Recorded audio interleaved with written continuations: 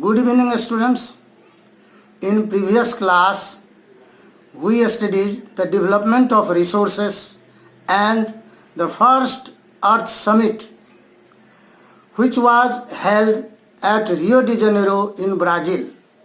Today we will see the resource planning and other concept of this topic. A strategy for judicious use of resources is known as resource planning. छात्रों, भारत में या पूरे विश्व में resource planning की आवश्यकता होती है। खास करके अभी हम भारत की चर्चा करेंगे। भारत में रिसोर्स प्लानिंग की आवश्यकता क्यों है? पहली बात, हम कुछ एग्जाम्पल तुमको देते हैं रिसर्च के, रिसोर्स यानी संसाधन के वितरण से। कुछ ऐसे राज्य हैं, छत्तीसगढ़, झारखंड, मध्य प्रदेश, उड़ीसा, इन राज्यों में खनिज की विपुलता है, संसाधन की विपुलता है, खास करके खनिज संसाधन की। कुछ ऐसे राज्य हैं जो खनिज के मामला में निर्धन है, वहां खनिज है तो बहुत कम है। तो एक तो हम क्या देखते हैं, उत्तर से लेकर दक्षिण तक खनिज का वितरण असमान है। दूसरी ओर हम क्या देखते हैं कि जो बहुत सारे ऐसे क्षेत्र हैं जहां पर खनिज तो है, लेकिन खनिज पदार्थ ऐसे दूर क्षेत्रों में छुपे पड़े हैं, भरे पड़े हैं, लेकिन ऐसे दूर क्षेत्रों में है जहां से निकालना नामुमकिन तो नहीं, लेकिन मुश्किल निश्चित रूप से है। तो वह तो बिना प्लानिंग का नहीं वहां से निकाला जा सकता है। प्लानिंग करनी पड़ेगी कि उसको हम वहां से कैसे निकालें।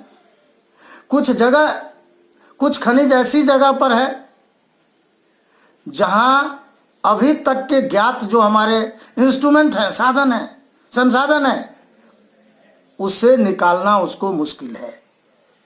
जैसे जो हमारे पश्चिम हिमालय के क्षेत्रों के क्षेत्र जो है पश्चिम हिमालय का, उसका जो फ्यूटिल जोन है, पर्वत पदीय प्रदेश है, वहां क्रूड ऑयल का, कच्चा तेल का विशाल भंडार है, जैसे हमारे जियोलॉजिस्ट बताते हैं। लेकिन अपने पास साधन ही नहीं है, अभी इंस्ट्रूमेंट ही नहीं बना पाया। तो फ्यूचर में उसे कैसे निकाला जाए, इसके लिए हमें प्लानिंग करने की जरूरत है।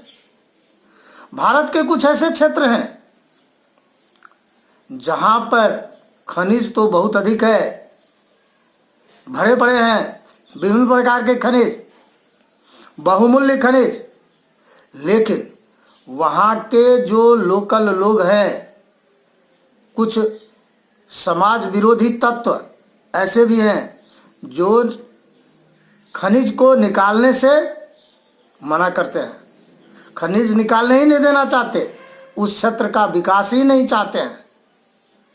तो वहाँ के लोगों के साथ मिलकर के सरकार, इसलिए भी प्लानिंग की जरूरत है कि वहाँ के लोगों से उस जो, जैसे अपने यहाँ छत्तीसगढ़ राज्य है, जहाँ बस्तर एक जिला है जहाँ खनिज के विशाल भंडार हैं, वहाँ भेला डेला आयरन ओर सीरीज है, भेला डेला की पहाड़ी है, जहाँ से जापान को कच्चा लोहा, जिसको आयरन ओर कहते हैं, भेजा जाता है। लेकिन उन सारे इलाकों से खनिज को निकालना मुश्किल काम है, क्योंकि सारा का सारा क्षेत्र नक्सल प्रभावित है। अब उन नक्सल प्रभावित क्षेत्रों की प्लानिंग कैसे की जाए जिससे कि हम आसानी से खनिज निकाल सकें। कुछ जगह ऐसी समस्या आती है, भारत सरकार और राज्य सरकार दोनों के कोऑर्डिनेशन से, वैसे तो जितने भी खनिज हैं, बड़े बड़े महत्वपूर्ण खनिज, उनको भारत सरकार निकालने का काम करती है। लेकिन जिस राज्य में है उस राज्य सरकार के बिना कॉपरेशन का निकालना बड़ा मुश्किल काम हो जाता है। नहीं तो वहाँ के जो लोकल पॉपुलेशन है वो लोकल लोग क्या करते हैं, जो निकाले गए खनिज की चोरी भी कर लेते हैं। अब उसको क्या कर सकते हैं? इसके लिए सरकार जो वहाँ के लोकल गवर्नमेंट है उसकी भी कॉपरेशन की बहुत बड़ी ज़रूरत होती है।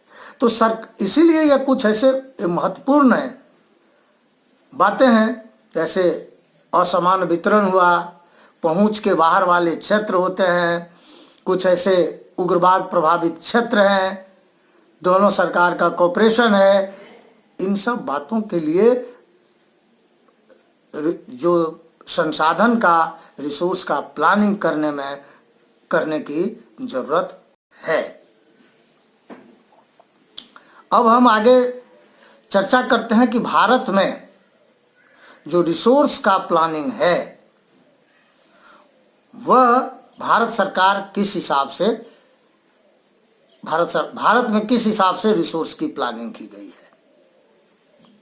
अब देखिए, रिसोर्स कहीं भी जब रिसोर्स की प्लानिंग होती है तो कई बातों पर को उसमें समावेश करना होता है। सबसे पहले है कि आइडेंटिफिकेशन एंड इन्वेंटरी। आइडेंटिफिकेशन कहाँ कहाँ, पूरा इस देश के एक कोण से लेके दूसरे कोने तक, एक क्षेत्र से लेके दूसरे क्षेत्र तक उसकी पहचान करनी पड़ती है कि कहाँ किस प्रकार के खनिज हैं, और खनिज हैं तो किस क्षेत्र में है, कितनी मात्रा में खनिज है, उसकी गुणवत्ता क्या है, क्वांटिटी और क्वालिटी दोनों को देखना पड़ता है, उसका पता लगाना पड़ता है। तो सबसे पहले क्या करते हैं, पहचान करते हैं भारत के किसके हिस्से में है, उसका एक अलग से मैप बनाते हैं कि इस क्षेत्रों में खनिज है। मैप बनाने के बाद फिर अब आगे की तरफ प्रोसीड करते हैं कि कितनी मात्रा में है और किस क्वालिटी में है। अब क्वालिटी का निर्धारण भी, क्वालिटी की जांच भी कर लेना आवश्यक इसीलिए होता है कि कुछ मान लीजिए कि हम खनिज निकाल रहे हैं, निकालना शुरू कर दें या निकाल लिए, उस पर सारा खर्च हमने कर लिया, लेकिन उससे जो हमारा फिनिश प्रोडक्ट तैयार होगा उसका कॉस्ट बहुत ही कम होगा, उससे लागत ही अधिक लग गई, तो उसको निकालेंगे नहीं, उसको तब तक वैसे ही छोड़ देंगे। तो इसके लिए भी हमें प्लानिंग करने, भारत में यह प्लानिंग ऐसे की जाती है। अब सवाल यह उठता है कि पहुंच, टेक्नोलॉजी का डेवलपमेंट भी इसमें शामिल किया जाता है। स्किल, टेक्नोलॉजी एंड स्किल, यह बहुत ज़रूरी चीज़ है। बिना टेक्नोलॉजी का, अब जैसे किसी भी क्षेत्र में मैंने एग्जाम्पल दिया था कि पहुंच के बाद, तो जिन क्षेत्रों में दुर्गम क्षेत्र है उस दुर्गम क्षेत्र से खनिज को कैसे बाहर निकाला जाए, इसके लिए हमें टेक्नोलॉजी की जरूरत पड़ती है। अपने पास उस प्रकार की टेक्नोलॉजी है या नहीं है, यदि नहीं है तो सरकार प्लानिंग करती है कि भाई हम इसको कैसे निकालें। अपने यहाँ जो मुंबई हाई में जो तेल मिला था तो अपने पास टेक्नोलॉजी नहीं थी। अब समस्या हो गई कि भाई वहाँ से, अब बड़ी मात्रा में पता लगा कि वहाँ क्रूड ऑयल है, तो जापान से सागर सम्राट नाम का जहाज लाया गया और तब से अभी तक उसी सागर सम्राट के द्वारा तेल निकाला जाता है, क्रूड ऑयल निकाला जाता है। अभी भी उसी सागर सम्राट जहाज ही वहाँ से क्रूड ऑयल निकालता है और वहाँ से पाइपलाइन के द्वारा रिफाइनरी तक पहुँचाया जाता है। तो टेक्नोलॉजी और स्किल, यह दोनों जरूरी है।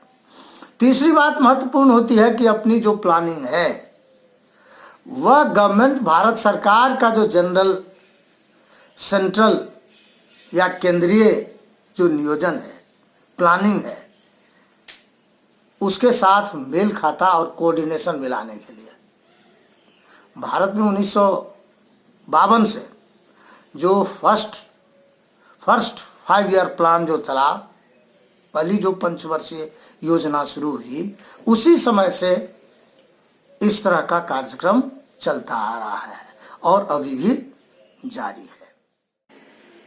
इसको बढ़ाते हुए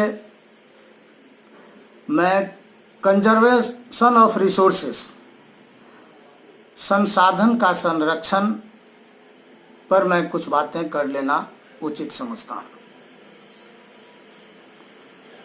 सबसे पहले हम यह जानेंगे कि संसाधन संरक्षण क्या है। संसाधन, मैं सबसे सरल रूप में तुमको बताना चाहूँगा कि संसाधन का समुचित उपयोग ही संसाधन संरक्षण है। अब तुम्हारे दिमाग में अनेक तरह के प्रश्न आते होंगे कि भाई संसाधन का संरक्षण की हमें क्यों आवश्यकता है। छात्रों, अब ये जो संसाधन हैं जो तुम अपने आसपास देखते हो, खनिजों की चर्चा हुई, वन की चर्चा हुई, जल की चर्चा हुई, जितने नेचुरल रिसोर्सेस हैं इसकी जो चर्चा हुई है, इनका संरक्षण अति आवश्यक है।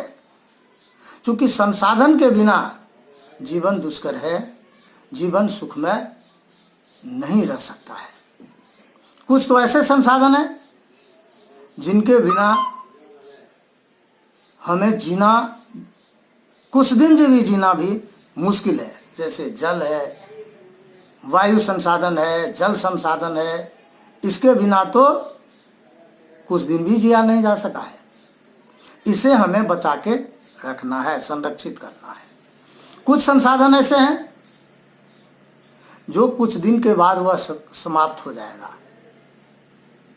तो जो आने वाले पीढ़ी के लोग होंगे वह, उसका जीवन दुर्लभ हो जाएगा, उनका जीना मुश्किल हो जाएगा, और वो हमें क्या करेंगे, भला बुरा कहेंगे जो आने वाले पीढ़ी के लोग होंगे। क्योंकि संसाधन को बनने में तो बहुत समय लगा, हजारों हजार लाखों साल लग जाते हैं मिनरल को बनने में, संसाधन को बनने में। वो संसाधन ऐसे हैं जिससे लाखों करोड़ों वर्ष उसके बनने में लग जाते हैं, और यदि उसको हम अंधाधुंध निकालें तो वह कुछ ही दिन के बाद समाप्त हो जाता है। इसीलिए हमें संरक्षण की जरूरत पड़ती है, उचित उपयोग की जरूरत पड़ती है, प्रॉपर यूज की जरूरत पड़ती है। छात्रों, रिसोर्स कंजर्वेशन की बात आज हम क्या देखते हैं, अपने देश में, दूसरे देश में, माने राष्ट्रीय अंतर्राष्ट्रीय स्तर पर कंजर्वेशन की बात होती है।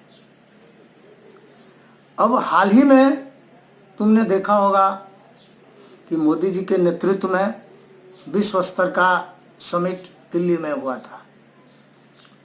लैंड डिग्रेडेशन के ऊपर, यानी लैंड जो डिग्रेड हो रहा है, लैंड की जो गुणवत्ता कम हो रही है, उसको कैसे रोका जाए, इस विषय पर।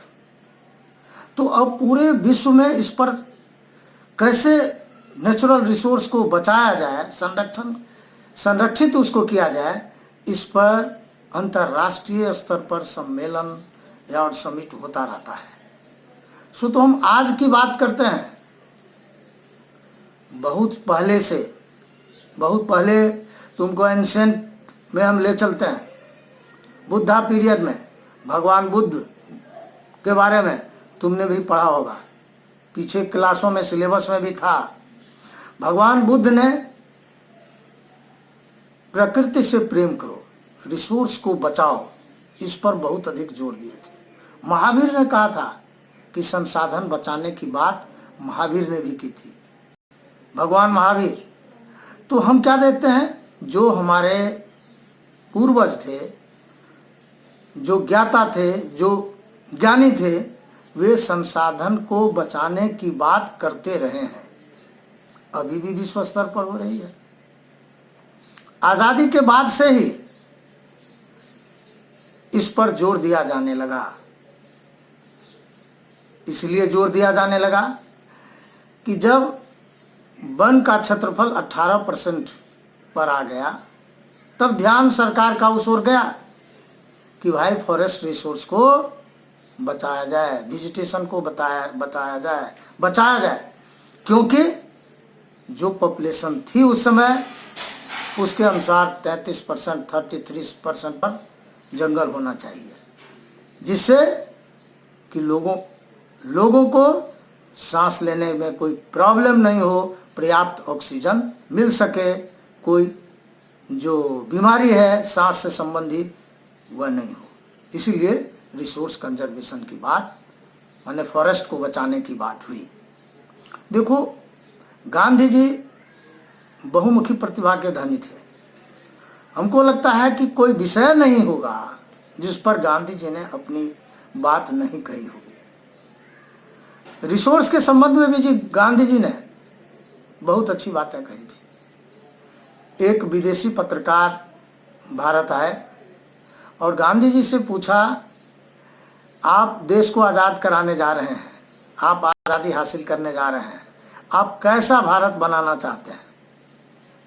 तो गांधी जी ने कहा कि हम इंग्लैंड वालों की तरह, या जो उसका वे ऑफ लिविंग है वह उनकी तरह हम नहीं कर सकते, क्योंकि जो भारत की पॉपुलेशन है उसके अनुसार यदि हम संसाधन का उपयोग करेंगे तो हमें एक धरती नहीं 9 धरती की जरूरत होगी।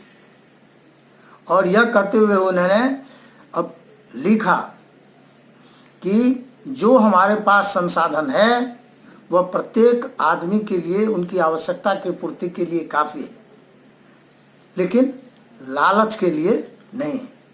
मतलब है कि प्रत्येक मनुष्य की आवश्यकता की पूर्ति के लिए संसाधन उपलब्ध है, लेकिन लालच के लिए नहीं, मतलब उसके पेटी भरने के लिए नहीं।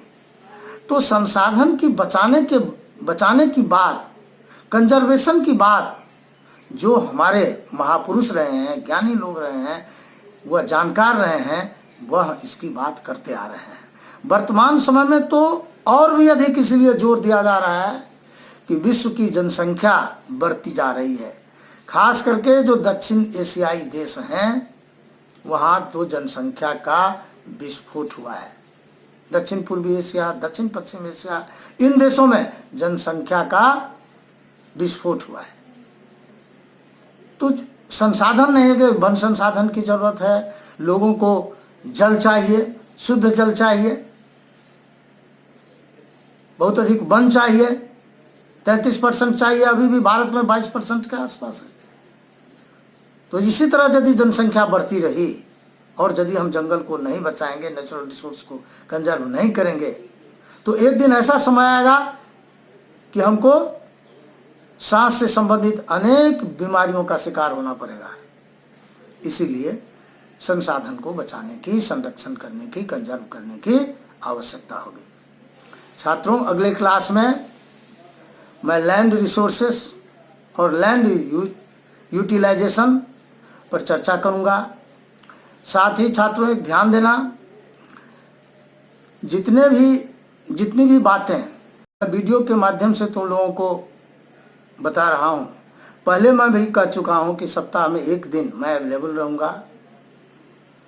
और तुम कोई भी क्वेश्चन पूछना चाहते हो तो उसमें लिंक दिया हुआ है, तुम उस पर लिख कर भेजो, उन समस्याओं का समाधान मैं करूंगा। साथ ही साथ यह चैप्टर पूरी तरह से जब खत्म हो जाएगा 2-3 दिन में, तो मैं बोर्ड टाइप सारे क्वेश्चन जो बोर्ड में बराबर पूछते आ रहे हैं या पूछने की जिसकी संभावना है, उन प्रश्नों को, चाहे वो मल्टीपल चॉइस क्वेश्चन हो, चाहे वह 5 मार्क्स क्वेश्चन हो, मैं उस क्वेश्चन को डिस्कस भी एक बार कर दूंगा, साथ ही साथ मैं लिंक पर दे भी दूंगा, जिससे कि तुम उसको तैयार करो। और जो भी कोई प्रॉब्लम हो तुम लिंक के माध्यम से हमको लिख के पूछ सकते हो, मैं कभी भी तुमको जवाब देने के लिए तैयार रहूँगा।